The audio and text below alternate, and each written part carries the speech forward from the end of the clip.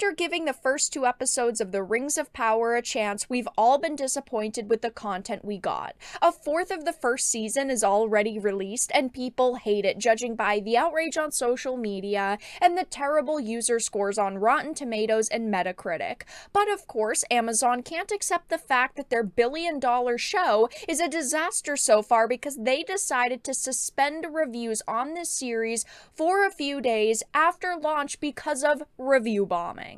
I have a bunch of different things to show off, but before we get into the topic at hand, if you enjoy the content that I create, please make sure to subscribe to the channel and hit the notification bell. Follow me on social media like Twitter or mine so that you can see when my content is posted. And of course, if you do really enjoy the videos and the live streams that I create, please consider becoming a Dark Titan via Patreon for just $1 a month, or support the channel via YouTube memberships. All of the links are in the description, and of course, I do really appreciate all of the support. So I wanted to start off with this Hollywood Reporter article. It says, "Is the Rings of Power getting review bombed? Amazon suspends ratings."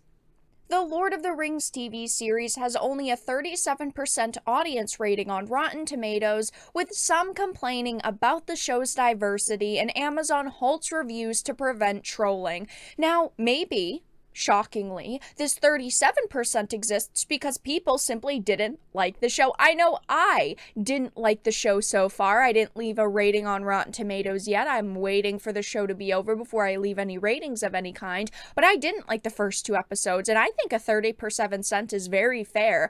They say that some people are complaining about the show's diversity, which we knew was going to be a defense from the very beginning. Weeks and months ago, we saw actors and producers come out and say, we're doing something different. We're doing something for modern audiences, and this is a new take on Tolkien's work, and some people aren't going to like that. So instead of just accepting the fact that, hey, some people just simply don't like the content you've given us, that is not accurate to the source material, they're saying, well, it's because people don't like the diversity. People don't like what we're doing and who we hired for this project. I have been watching the reviews on Rotten Tomatoes, Metacritic, social media, and I have seen very few people complain about the show's diversity. It says, though, where's a wizard to fight trolls when you need one? The mega-budget fantasy series, The Lord of the Rings of Power, is under fire from some of its viewers. Some of its viewers? It seems like most of its viewers. A day after the first 2 episodes of Amazon's billion-dollar baby debuted on Prime Video, the show's average audience score on Rotten Tomatoes is a rotten 37%, and reviews on Amazon are being outright suspended. How The Rings of Power is doing on Amazon's own user review ecosystem is not yet clear because the company has taken the unusual step of suspending its ratings for the show. An Amazon source says reviews are being held 72 hours to help weed out trolls and to ensure each review is legitimate, but we don't know if that is true at this point in time. Of course Amazon would do this because they can't accept the fact that people don't like the content that they are releasing, and the content they've shoved $1 billion into, and we knew from the very start that this show was going to be divisive because there are people who say, do whatever you want, writers and producers. Make the storylines you want and change around characters, and I will support you because we're living in 2022 and these shows should reflect the real world. And then you've got people who say, no, that is not acceptable. You need to be following the source material as closely as you can. You need to be showing only characters who were in the original books, and you need to be showing only storylines that were in the original books. But of course, they went in the other direction and decided to make new characters, new storylines, change things around just because they can. And so you've got a group of Tolkien fans who are furious and who hate this content. The problem is these companies can't take criticism, so they try to shield their work in any way possible, even if it means ruining the reputations of actors or producers. They simply want people to shut up and consume more product, and when they're loud about their anger with a series like this, they freak out. It says review bombing is when a group of online users post numerous negative reviews for a product or service due to its perceived cultural or political issues rather than its actual quality. Well, the quality with this show also isn't great, so I don't know what they're talking about. It can't be a review bomb then, judging by their definition of review bombing. They talk about how there was one aspect even the show's biggest haters seem to agree on, that it looks amazing, stunningly beautiful world, sadly was bored out of my mind, which I do generally agree with. I did a video yesterday where I talked about some of my in-depth thoughts of the first 2 episodes, and I do think that visually it looks pretty great. The music is also awesome, but unfortunately it has all of these other problems, and I can't look past them.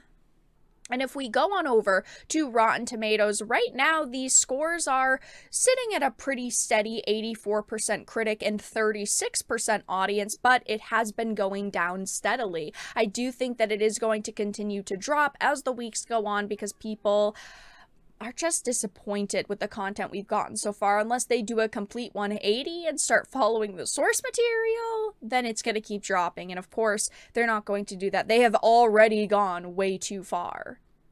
And if we go on over to Metacritic, it is sitting at a 71 critic and a 2.3 user score, and this also has dropped quite a lot. But a lot of people are very suspicious of IMDb right now because IMDb is sitting at an average 6.5, but there are a lot of 10 stars, and a lot of people are suspicious of this because, of course, IMDb is a subsidiary of Amazon. A lot of people think, hey, they're shutting off their own reviews on Amazon Prime Video. Maybe they're also messing with the scores on IMDb.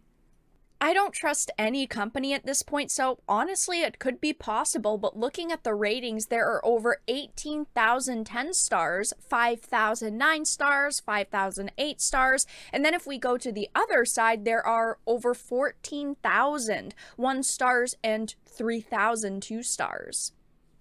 And now if we take a quick look at the Discussing Films tweet about this situation, people are furious. Everyone who didn't like the bad writing and the sheer lore breaking equals trolls. Gotcha. Not dismissive at all, is it? That is all the media does, is call us trolls, call us ists, basically say you're a terrible person if you don't like content that is releasing. I'm sorry, but this is so funny. They spent $1 billion on this, by the way. It is pretty funny to see this whole situation happen because they could have made this so amazing, and unfortunately they didn't. People that have Prime can vote and Amazon can easily know who actually watched it, so how exactly are they trolls? Translation: if your reviews aren't positive, you're a troll and we will censor your opinions to make the show look better than it is. This is the major problem I have, is it's not just the media attacking critics and calling us trolls, it is Amazon outright holding reviews on their website and silencing users because they can't accept the fact that their content is bad. But that's all that I really had to discuss in this video. Let everyone know your thoughts in the comment section down below. If you enjoyed, please make sure to give it a like, share it, and subscribe to the channel. And of course, if you didn't, make sure to give it a dislike. I appreciate your support either way, but I will talk to you all again in the next video really soon.